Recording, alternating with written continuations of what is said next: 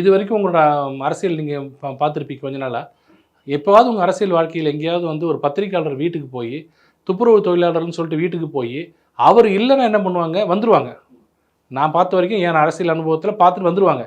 இல்லை அவர் அவமானப்படுத்தணும்னா வீட்டுக்குள்ளே போகாமல் அந்த கழிவு நீரை வீட்டுக்கு வெளியில் கொட்டிட்டு வருவாங்க. நான் யார் தெரியுமா உன்னை நான் என்ன பண்ணுறேன்னு.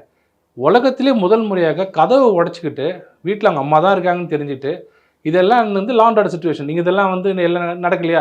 உடனே பேட்டியில் பார்த்தீங்கன்னா கீழே ஒருத்தர் எழுதுவார், ஊபியில் நடக்கவில்லையா, மாப்பியில் நடக்கவே, இதெல்லாம் எனக்கு தெரியாது.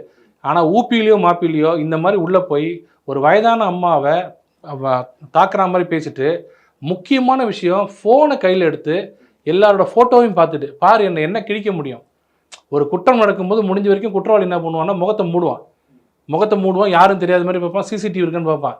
இங்கே நீங்கள் என்ன பண்ண முடியும்? என்ன நீங்கள் இந்த ஆட்சி எங்கள் ஆட்சி, சவுக்கு சங்கர் எங்களுக்கு விரோதி, எங்களை ஒன்றும் பண்ண முடியாதுன்னு ஃபோட்டோங்க, வீடியோவில் எல்லாரும் ஃபோட்டோ காமிக்கிறாங்க. எந்திரிச்சு நான் தான் ஃபோட்டோ எடு அப்படிங்கிறாங்க. என்ன அர்த்தம்னா நான் தாண்டா இங்கே எல்லாமேன்றாங்க. அதை ப்ரூவ் பண்ணுற மாதிரி இன்றைக்கி என்னாச்சு? கிட்டத்தட்ட எத்தனை நேற்று காலையில் இன்னைக்கு காலையில் வரும் ஆச்சு, நான் 30 மணி நேரம் ஆகுது. எஃப்ஐஆரே போடல. உங்களுக்கு இது எஃப்ஐஆர் இதுக்கு மேலே என்ன வேணும்?